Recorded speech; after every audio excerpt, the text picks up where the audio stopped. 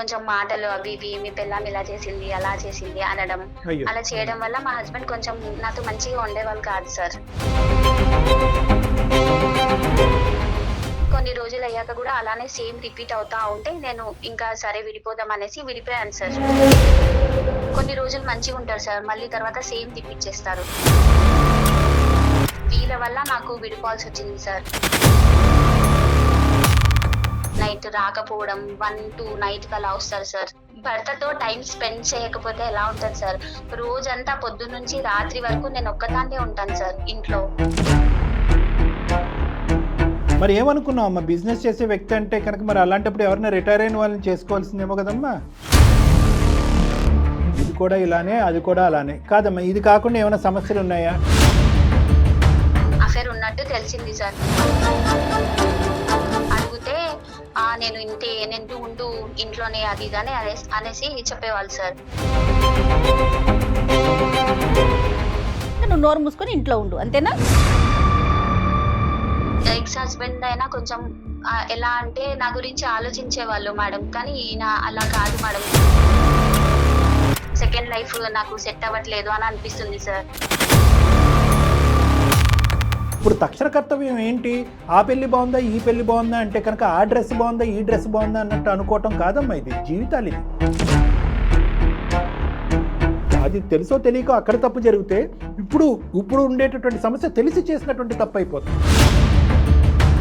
ఇద్దరు మగాల్ని అస్సలు కంపేర్ చేయొద్దు. అది వినటానికి ఊహించుకోవటానికి కూడా చాలా చండాలంగా ఉంది.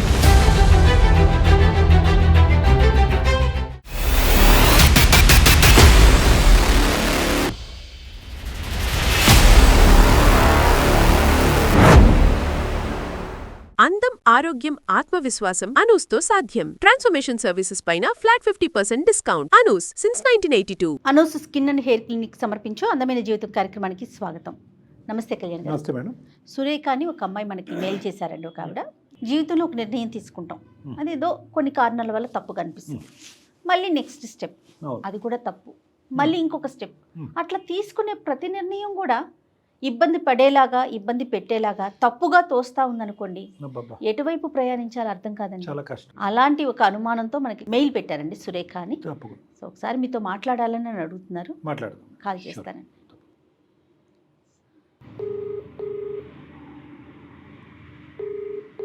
హలో. హలో, నమస్తే అండి. సురేఖ గారా మాట్లాడేది? అవునండి, మీరెవరు? నేను జయానండి, సుమన్ టీవీ అందమైన జీవితం ప్రోగ్రామ్ నుంచి కాల్ చేస్తున్నాను. ఓ మేడం, నమస్తే మేడం. నమస్తే అమ్మా, నమస్తే. మీరేనా మెయిల్ చేసింది? అవును మేడం, నేనే మెయిల్ చేశాను మేడం. ఓకే ఓకే అమ్మ, నాతో పాటు డాక్టర్ కళ్యాణ్ చక్రవర్తి గారు ఉన్నారు. ఒక్కసారి మీరు మెయిల్లో పెట్టిన విషయాన్ని డాక్టర్ గారికి వివరించండి. Okay madam, thank you so much. Hello Surekha. నమస్తే సార్. నమస్తే. నమస్తే. నా పేరు సురేఖ సార్. నాకు 29 years. Okay. First marriage 3 years అయింది సార్. మా అత్తమామలో కొంచెం సరిగ్గా లేకుండే సార్ నా మ్యారేజ్ లైఫ్ లో. మా హస్బెండ్ మంచిగా ఉండే కానీ బాగుంటుండే, కానీ మా అత్త మామ కొంచెం రాగానే మా హస్బెండ్ ని ఎక్కియడం, కొంచెం మాటలు అవి ఇవి మీ పిల్లం ఇలా చేసింది అలా చేసింది అనడం. అలా చేయడం వల్ల మా హస్బెండ్ కొంచెం నాతో మంచిగా ఉండేవాళ్ళు కాదు సార్. కొన్ని రోజులు అలానే చూసాను సార్, అలానే సఫర్ అయ్యాను. సర్లేని కొన్ని రోజులు అనగా బానే ఉంటారేమో అనేసి అలా గడుపుతూ ఉన్నాను. కానీ కొన్ని రోజులు అయ్యాక కూడా అలానే సేమ్ రిపీట్ అవుతా ఉంటే నేను ఇంకా సరే విడిపోదాం అనేసి విడిపోయాను సార్. ఇద్దరు మ్యూచువల్ అండర్స్టాండింగ్ తోనే విడిపోయారండి? అవును మ్యామ్. ఆ బాధని ఎంతకాలం ఓర్చుకున్నావు? నెలల, రోజుల, సంవత్సరాల? 3 ఇయర్స్ సార్. 3 ఇయర్స్ భరించావు. కేవలం మీ భర్త వచ్చి మీ భర్తకి మీ అత్తమామలు చాడీలు చెప్పటం, ఇలా ఉంది అలా ఉంది అని మాట్లాడటం, కొన్ని సందర్భాల్లో వాళ్ళు డైరెక్ట్ గా నిన్ను ఇబ్బంది పెట్టడం, అంతేనమ్మా? దాని పైపెచ్చి ఇంకేమన్నా గొడవలు ఉన్నాయి 3 సంవత్సరాల్లో? ఏం లేదు సార్, మా హస్బెండ్ చాలా మంచోడు సార్. వీళ్ళ వల్ల నాకు విడిపోవాల్సి వచ్చింది సార్. 3 ఇయర్స్ చూసాను, అలానే మళ్ళీ సేమ్ అలానే రిపీట్ అవుతుంది. కొన్ని రోజులు మంచిగా ఉంటారు సార్, మళ్ళీ తర్వాత సేమ్ తిప్పిచ్చేస్తారు. అయితే మా మమ్మీ వాళ్ళ ఇంటికి వెళ్ళిపోయాను సార్ నేను. సో డైవర్స్ కూడా అయిపోయింది. 1 ఇయర్ ఆగి అలా మళ్ళీ సెకండ్ మ్యారేజ్ చేశారు సార్ మా మమ్మీ వాళ్ళు. ఒక సెకండ్ తల్లి, ఫస్ట్ మ్యారేజ్ లో సింపుల్ గా అయిపోయిందా డైవర్సు? మీ అమ్మ నాన్న కాదమ్మా, కొద్ది ఓర్చుకో అమ్మా, జీవితం అమ్మా, పెళ్ళమ్మా అని చెప్పి ఎవరన్నా నీకు నచ్చ చెప్పి ఆపేటటువంటి ప్రయత్నం చేశారా? నచ్చ చెప్పారు సార్, కానీ ఇంకా ఉండలేను ఇంకా అనేసి, ఇంకా భరించలేక ఇంకా మీ అమ్మాళ్ళ ఇంటికి వచ్చేసారు. తర్వాత అది కాస్త డైవర్స్ కి దారి తీసింది. అవును సార్. డైవర్స్ అయిపోయిన తర్వాత 1 ఇయర్ పాటు మీరు వెయిట్ చేశారు, తర్వాత మళ్ళీ పెళ్లి చేసుకున్నారా? అవును సార్. పెళ్లి చేశారు మా మమ్మీ వాళ్ళు. వద్దనుకున్నా మా మమ్మీ వాళ్ళు సరే చేసుకోమ్మా ఇన్ని రోజులు ఎలా ఉంటావు అది ఇది అనేసి నచ్చచెప్తే నేను పెళ్లి చేసుకున్నాను సార్ మళ్ళీ. సెకండ్ హస్బెండ్కి ఇది ఫస్ట్ మ్యారేజా, సెకండ్ మ్యారేజా? Second marriage madam. Okay okay. Okay, అంటే ఇతనికి కూడా సెకండ్ మ్యారేజ్, ఇద్దరికి- ఇద్దరికి కూడా Second సెకండ్ marriage. మ్యారేజ్. అతనికి అవును డివోర్స్ మేడం. అయిపోయిందా? అవును మేడం అయిపోయింది. రైట్, సరేనమ్మా. ఇప్పుడు కానీ ఫస్ట్ మ్యారేజ్లో కానీ మీకు సంతానం ఉన్నారా? లేరు మేడం. సో ఈయనది బిజినెస్ సార్ మా భర్తది. బాగా చూసుకుంటాడమ్మా ఇతను? బాగా చూసుకునే వాళ్ళు కాదు సార్ ఈయన కూడా. ఆ, ఈయన ఎలా అంటే బిజినెస్ నాకు మంచిగా ఫ్యూచర్ కావాలి, నైట్ రాకపోవడం 1 to నైట్ అలా వస్తారు సార్. సో కంప్లీట్ గా వర్క్ ఓరియంటెడ్ అతను. అవును సార్. Work. బిజినెస్ ఉండేసరికి ఇక్కడ yes, ఇక్కడ sir. కూడా మీ అత్త మామలు ఉంటారమ్మా, మీ ఇద్దరేనా? అత్త మామ లేరు, Okay. సిబ్లింగ్స్ ఎవరు లేరు, నేను ఒక్కదాన్ని మా భర్త సార్. ఓకే. ఇద్దరమే ఉండేవాళ్ళు సార్ మేము. మరి హ్యాపీయే కదమ్మా? హ్యాపీయే కానీ సార్ భర్తతో టైం స్పెండ్ చేయకపోతే ఎలా ఉంటది సార్? రోజంతా పొద్దు నుంచి రాత్రి వరకు నేను ఒక్కదాన్నే ఉంటాను సార్ ఇంట్లో. మరి ఏమనుకున్నావు అమ్మా, బిజినెస్ చేసే వ్యక్తి అంటే కనుక మరి అలాంటప్పుడు ఎవరైనా రిటైర్ అయిన వాళ్ళని చేసుకోవాల్సిందేమో కదమ్మా? అంటే మా మమ్మీ వాళ్ళు చెప్పారు కాబట్టి బాగుంటదేమో ఈ నెక్స్ట్ అనేసి, అలా మంచిగా ఉంటది అనేసి అనుకున్నాను సార్. కానీ ఇది కూడా ఇలానే. ఇది కూడా ఇలానే, అది కూడా అలానే కాదమ్మా. ఇది కాకుండా ఏమైనా సమస్యలు ఉన్నాయా? టైం స్పెండ్ చేయట్లేదని మీరు అంటున్నారు, ఎప్పుడు ఇంకేంటి? బిజినెస్ పరంగా తిరుగుతాం. ఇది కాకుండా ఏమైనా ఉందా? మిగతా స్పెండ్ చేసేటటువంటి ఆ గంట 2 గంటలు కానీ శని ఆదివారాలు కానీ అలాంటివి ఉన్నప్పుడు అప్పుడు ఏమన్నా హ్యాపీగా ఉంటుందా నీకు? ఆ విషయంలో మంచివాడు? లేదు సార్. సాటర్డే కానీ సండే కానీ ఏ రోజు వచ్చినా కొంచెం 1 hour అట్లా కూడా నా కోసం తీసేవాళ్ళు కాదు సార్. బిజినెస్ అనుకుంటా వెళ్ళిపోయేవాళ్ళు. డే టైమ్ లో కూడా నేను కాల్ చేసినా బిజీ ఉండడం, వేరే అమ్మాయితో అఫేర్ ఉంది అని అనుకున్నాను సార్. మరి నేను అయితే కాల్ అట్లా చూస్తే అఫేర్ ఉన్నట్టు తెలిసింది సార్. అడిగితే నేను ఫైనాన్షియల్ గా బాగుంది కదా, నువ్వు ఉండు ఇంట్లోనే అది ఇది అని అనేసి చెప్పేవాళ్ళు సార్. సో ఖచ్చితంగా నమ్మకం ఉందమ్మా నీకు అతని జీవితంలో వేరే వాళ్ళు ఉన్నారని? అవును సార్. ఎందుకంటే నాతో మంచిగా ఉండేవాళ్ళు కాదు సార్. నీతో మంచిగా ఉండకపోతే వేరే వాళ్ళతో మంచిగా ఉన్నాడని కాదు కదా. నేను అనేది ఏంటంటే నీకంటూ అతనికి జీవితంలో వేరే స్త్రీ ఉందనేది నమ్మకం ఉందా? చూసావా, విన్నావా? అవును సార్. నేను ఎప్పుడు కాల్ చేసినా బిజీగా వచ్చేది, మళ్ళీ లేట్ నైట్ వచ్చేవాళ్ళు. ఫోన్ నేను చూస్తే ఏమన్నా అడుగుతేనేమో- తెలిసిందా మీకు? ఫోన్ లో ఏమైనా ఎవరితో మాట్లాడుతున్నట్లు అట్లా? అవును మేడం. ఇంకా నాకు మంచిగా కొంచెం కూడా టైం ఇవ్వవా అది అని అడిగితే నేను బిజినెస్ గురించి, నీ ఫైనాన్షియల్ గా బాగుంది కదా, నిన్ను అన్ని చూసుకుంటున్నాను కదా, ఇంకా నువ్వు నోరు మూసుకొని ఇంట్లో ఉండు, అంతేనా? ఇంట్లో ఉండు అనేసి అంటున్నారు మేడం. ఎక్స్ హస్బెండ్ అయినా కొంచెం ఎలా అంటే నా గురించి ఆలోచించే వాళ్ళు మేడం. కానీ ఈయన అలా కాదు మేడం. సరేనన్న. తర్వాత అమ్మా ఇంకా ఏమైనా కొట్టడం అలాంటివి ఏమైనా జరిగినాయమ్మా? తాగే అలవాటు కానీ ఇలాంటివి ఏమైనా ఉన్నాయి? చెడు లేదు అలవాటు? సార్. చెడు అలవాటు ఏమి లేవు సార్. కానీ ఇది ఒకటే, అమ్మాయి కొంచెం అలా కాల్ చేయడం అలా చేసుకోవడం వల్లనే ఇవే ఇబ్బంది పడినాను సార్ నేను. ఇప్పుడు ఎంతకాలం అయిందమ్మా పెళ్ళి? 1 year అయింది సార్.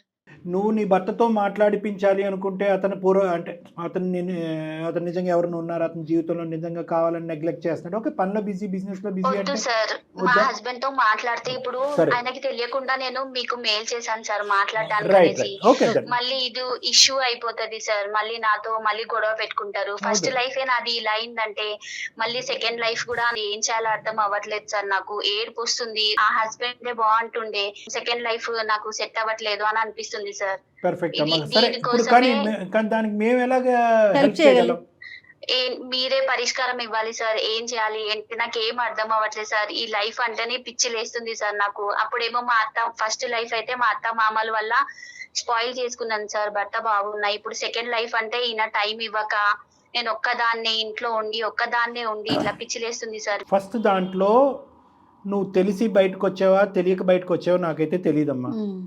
అది గొప్పగా ఉంది, ఆ పెళ్లి గొప్పగా ఉందని నేను అనట్లేదు. కానీ వాస్తవానికి మేము చూసేటటువంటి, నేను జయ మేడం మా అనుభవంతో చెప్తున్నాము, మేము చూసేటటువంటి చాలా కేసెస్తో పోల్చుకుంటే, సరే సార్ మీరు చాలా ఎక్స్ట్రీమ్ కేసెస్ చూస్తారు, అందరూ కూడా అంత ఎక్స్ట్రీమ్ సిచ్యువేషన్స్ ఉండవు కదా అని మీరు అనొచ్చు. కానీ ఆ ఒక్క ఇష్యూ ఏదంటే అత్తమామలు భర్తకు చాడీలు చెప్పి భర్త వచ్చి నన్ను అడుగుతున్నాడు, లేదంటే అత్తమామలకి సర్ది వాళ్ళని నచ్చజెప్పి వాళ్ళని శాంతింపజేలా పోతున్నాడు అనే ఒక్క సబ్జెక్ట్ తప్ప అక్కడ ఏమీ లేదు. ఇప్పుడు కొంచెం నేను అర్థం చేసుకొని అదే ఇంకా కొన్ని అడ్జస్ట్ రోజులు అయినట్లయితే అది బాగుందేమో అనిపిస్తుంది. బాగుండేది అనిపిస్తది సార్. అవును సార్. అవును మేడం. కానీ ఒక్క పాయింట్ నేను చెప్తున్నానమ్మా, నువ్వు ఆ ఒడ్డు ఈ ఒడ్డుకు వచ్చేసావు. నువ్వు ఇంకా అయిపోయింది. ఈ ఒడ్డుకు వచ్చేసావు, ఇంకా అక్కడ తెరదించేసాయి. అది ఇప్పుడు నువ్వు డైవర్స్ తీసుకున్నంత మాత్రాన, చాలా మంది ఆడవాళ్ళు అంటూ ఉంటారు, డైవర్స్ తీసుకున్నంత మాత్రాన నేను మానసికంగా ఆ పెళ్లి నుంచి డిస్కనెక్ట్ అవ్వట్లేదండి, పేపర్ మీద సంతకం పెట్టినంత మాత్రాన మనసులో ఉండే భావాన్ని ఆలోచనని చెరిపేలేకపోతున్నాను అని అంటారు. కానీ తప్పదు. ఎందుకు అంటే కనుక నువ్వు 1 year గ్యాప్ తీసుకున్నావు. 1 year గ్యాప్ తీసుకున్న తర్వాత ఇంకో జీవితంలోకి ప్రవేశించావు. ఇప్పుడు ఈ జీవితంలో కూడా నీకు ఒక ఛాలెంజ్ వచ్చింది, కాదనట్లేదు. ప్రతి జీవితం ఒక ఛాలెంజ్, అది ఫస్ట్ మ్యారేజ్ అయినా సెకండ్ మ్యారేజ్ అయినా కూడా. కానీ ఇప్పుడు నువ్వు ఇక్కడ నిలబడుతూ ఇక్కడ ఉన్నటువంటి సమస్యకి పరిష్కారం వెతుక్కోకుండా అక్కడ ఉన్నటువంటి జీవితం బాగుండేదేమో, నేను అనవసరంగా అటు నుంచి ఇటు వచ్చాను అని అనుకుంటే కనుక నువ్వు అటు ఇటు కాకుండా అయిపోతావు. ఇప్పుడు తక్షణ కర్తవ్యం ఏంటి? ఆ పెళ్లి బాగుందా, ఈ పెళ్లి బాగుందా అంటే కనుక ఆ డ్రెస్ బాగుందా, ఈ డ్రెస్ బాగుందా అన్నట్టు అనుకోవటం కాదమ్మా. ఇది జీవితాలు. ఎక్కడైతే నువ్వు ఉన్నావో ఆ పెళ్ళికి తగ్గట్టుగా, ఆ మనుషులకు తగ్గట్టుగా, ఆ సమస్యకు తగ్గట్టుగా నిన్ను మౌల్డ్ చేసుకోవటం అనేటటువంటిది ఇంపార్టెంట్. నువ్వు ఇక్కడ నిలబడి ఈ సమస్యకు నువ్వు పరిష్కారం ఎందుకు ఎత్తకలేకపోతున్నావో తెలుసా? ఇక్కడ నిలబడిన తర్వాత అట్లీస్ట్ ఆ భర్త క్యారెక్టర్ బాగుంది కదా, అట్లీస్ట్ ఆ భర్త నాతో సాఫ్ట్వేర్ ఇంజనీర్ కాబట్టి 6 వచ్చేసి నా పక్కన కూర్చునేవాడు కదా అని నువ్వు కంపేర్ చేసుకుంటున్నావు. కాబట్టి ఇక్కడ నీ భర్తను ఎలా మార్చుకోవాలి, ఇతనితో ఏ విధంగా మాట్లాడాలి, ఇతనికి ఏదైనా ఒక చెడు అలవాటు ఉంటే కనుక ఏ విధంగా అలవాటు నుంచి అతన్ని తప్పించాలనే ఆలోచన నువ్వు శ్రద్ధగా పెట్టలేకపోతున్నావు. సో ఫస్ట్ ఆఫ్ ఆల్ నువ్వు నేర్చుకోవాల్సింది ఏంటంటే, చాలా మంచి పని చేస్తావు ఈరోజు మీ భర్తతో కాకుండా డైరెక్ట్ నీతోనే మాట్లాడుతావు. ఎందుకంటే ఇలాంటి అంశం తీసుకెళ్తే కనుక 20% కాస్త ప్రాబ్లం అందమైన జీవితం వల్ల 100% ప్రాబ్లం అయిపోతుంది. వాళ్ళకి ఎందుకు చెప్పు, ఇది మన ఇద్దరం కూర్చొని మాట్లాడుకునే సమస్య కదా, పబ్లిక్ ఎందుకు చేసావు అని చెప్పి. ఎందుకంటే ఈరోజు నీ భర్త నిలదీసింది లేదు, నీ భర్తతో మాట్లాడింది లేదు, నీ భర్తను సరిదిద్దే ప్రయత్నం లేదు, బయట వాళ్ళని ఎవరిని ఇన్వాల్వ్ చేసింది లేదు. సింపుల్గా నువ్వు ఏయా బియా, ఏ ఈజ్ బెటర్ కదా బీ కంటే, అరే నేను ఎందుకు వచ్చేసాను, లెట్ మీ ఆస్క్ అంటే కనుక మేము ఇప్పుడు అమ్మ ఏ ఈజ్ బెటర్ బీలోంచి బయటకు వచ్చాయని మేము చెప్పలేము. తెలుసో తెలియకో అక్కడ తప్పు జరిగితే ఇప్పుడు ఉండేటటువంటి సమస్య తెలిసి చేసినటువంటి తప్పు అయిపోతుంది. మానసికంగా పరిష్కారం ఫస్ట్ ఎతకండి, ప్రాక్టికల్ పరిష్కారం తర్వాత చెప్తాను. 2 పరిష్కారాలు ఉంటాయి. ఫస్ట్ ఇమోషనల్ పరిష్కారం ఉంటుంది, రెండోది ప్రాక్టికల్ సొల్యూషన్ ఉంటుంది. ఇమోషనల్ పరిష్కారం ఏంటంటే కనుక, this is the best marriage for me, ఇది దేవుడు నిర్ణయించినటువంటి ఒక గొప్ప పెళ్ళి, ఈ పెళ్ళిలోనే నా జీవితం ఉంది, 600 అయినా 106 అయినా నేను దీన్ని సరిదిద్దుకుంటాను, దీంట్లోనే నమ్మకంగా ఉంటాను, మనస్ఫూర్తిగా నా భర్తను ప్రేమిస్తాను అని చెప్పి ఒక మానసిక పరమైనటువంటి ఒక స్థిరత్వాన్ని నువ్వు మెంటల్గా బిల్డప్ చేసుకోవటం అనేది ప్రధానమైన సూత్రం.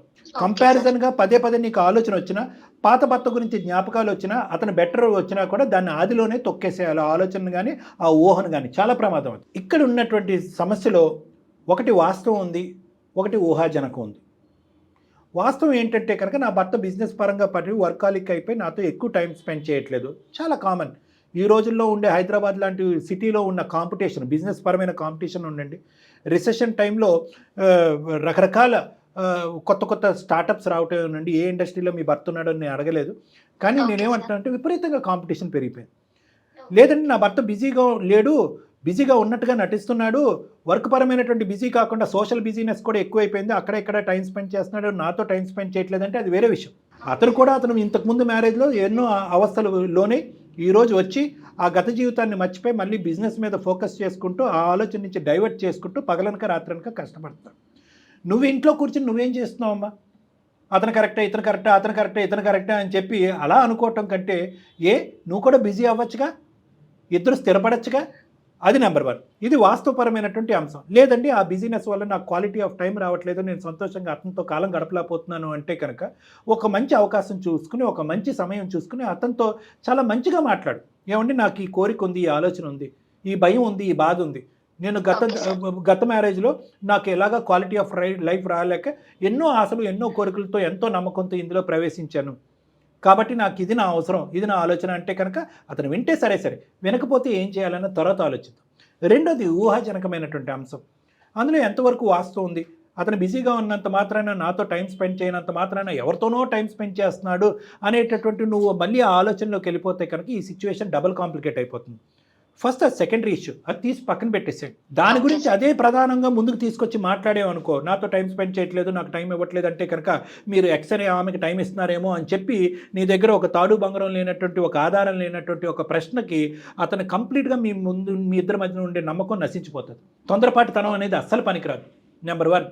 నెంబర్ 2 ఏంటంటే, కంక్లూజన్స్కి రావద్దు, క్లైమాక్స్కి రావద్దు, ఇది వర్కౌట్ అవున మ్యారేజ్ అని చాలా తొందరగా కంక్లూజన్ అది ఉండేసరికి దీన్ని కంపేర్ చేసుకుంటుందండి అదే మీరు మేడం. అన్నట్లుగా డాక్టర్ గారు. Correct. Second marriage is 10 times more challenging than first marriage. Second మ్యారేజ్లో 10 రెట్లు ఛాలెంజెస్ ఉంటాయి ఫస్ట్ మ్యారేజ్తో పోల్చుకుంటే. అది ఎవరిని అంటారు? ఎందుకు? ఎందుకంటే అతను ఒక సముద్రం ఇది ఇక్కడికి వచ్చాడు, నువ్వు నానా ఒడిదొడుకులు నానా కష్టాలు అనుభవించి ఇక్కడికి వచ్చావు. మీరిద్దరూ సెటిల్ అవటానికే, ఒకరు అర్థం చేసుకోవటానికే, ఒక ప్లాట్ఫామ్ మీదకు వచ్చి ముందుకు వెళ్ళటానికి మినిమం 2 years 3 years పడుతుంది. సో నాకు కావాల్సింది నీ సైడ్ నుంచి ఏంటంటే don't go back into the past, చరిత్రలోకి వెళ్ళొద్దు. Okay sir. నెంబర్ 2, ఇద్దరు మగాల్ని అస్సలు కంపేర్ చేయొద్దు. అది వినటానికి ఊహించుకోవటానికి కూడా చాలా చండాలంగా ఉంటుంది. అది గతం స్టోరీ, అది క్లోజ్ అయిపోయినటువంటి స్టోరీ.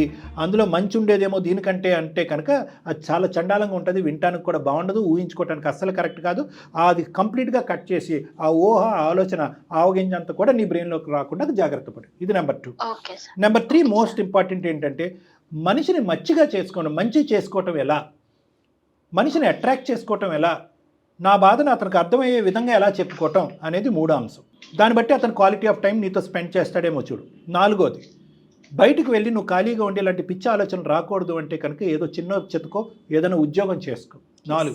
5వ అంశం మోస్ట్ ఇంపార్టెంట్, ససేమిరా మీ ఇద్దరి మధ్యన క్వాలిటీ ఆఫ్ టైం, ఒక నమ్మకం, ఒక భవిష్యత్తు మీద ఒక కార్యాచరణ, ఒక ముందుకెళ్ళేటటువంటి ప్రయత్నం డెవలప్ అవ్వకుండా అస్సలు నీ దగ్గర ఆధారం లేనటువంటి ప్రశ్నని అతన్ని అడిగి ఇంకా దూరం పెంచుకోవద్దు.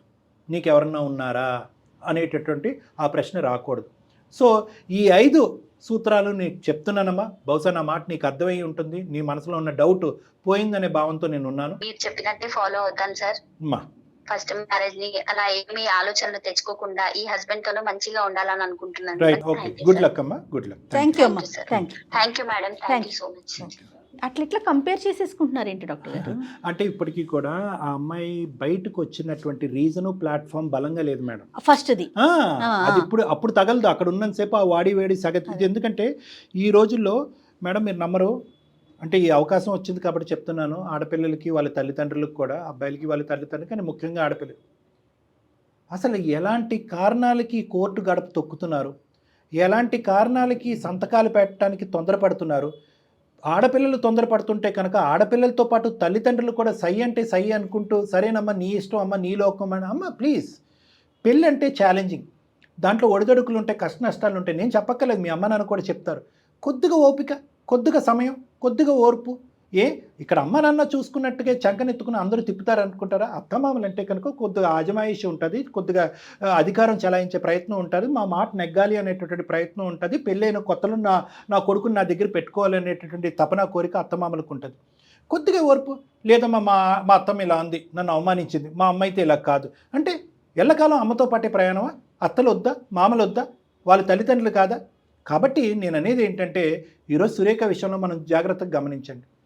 ఒక మ్యారేజ్ డిస్టర్బ్ అవుతే కనుక అకారణంగా చిన్న అసలు అనవసరమైనటువంటి కారణాలకి ఒక మ్యారేజ్ చెడగొట్టుకుంటే కనుక ఈరోజు సురేఖ స్థానంలో చాలామందికి వెళ్ళిపోవడానికి అవకాశం ఉంటుంది. ఎందుకంటే ఈరోజు ఆ అమ్మాయి ఎందుకు కంపేర్ చేసుకుంటుందంటేనండి, అక్కడ బలమైనటువంటి కారణం లేదు.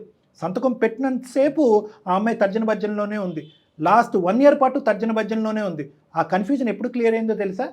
సెకండ్ వచ్చినటువంటి హస్బెండ్తో సెకండ్ ఉండేటటువంటి మ్యారేజ్లో కూడా దానికి మించినటువంటి సమస్య వచ్చేటప్పటికి అరే ఇదేంట్రా దేవుడు అంటది. యూటర్న్ లేదండి, ఇటువంటి సమస్యలకు యూటర్న్ లేదు. చూడండి, చిన్న గీత ముందు పెద్ద గీత అన్నట్లుగా అంతే, దాన్ని దీంతో కంపేర్ చేసుకుంటుంది. కాబట్టి ఎప్పుడు కూడా ఒకటే గుర్తుపెట్టుకోండి, is it a reversible or solution based ప్రాబ్లమా కాదా అనేది ఒక్కసారి ఆలోచించండి. పిల్లలు పెద్దలు అందరూ కూడా ఈ సమస్యకి పరిష్కారం ఉందా, కటింగ్ ఒక్కటే దీనికి సొల్యూషనా, సంతకాలు పెట్టి నీ దారి నీది నా దారి అనుకోవటమే సొల్యూషనా? పెళ్ళి చాలా పవిత్రమైనటువంటిదండి.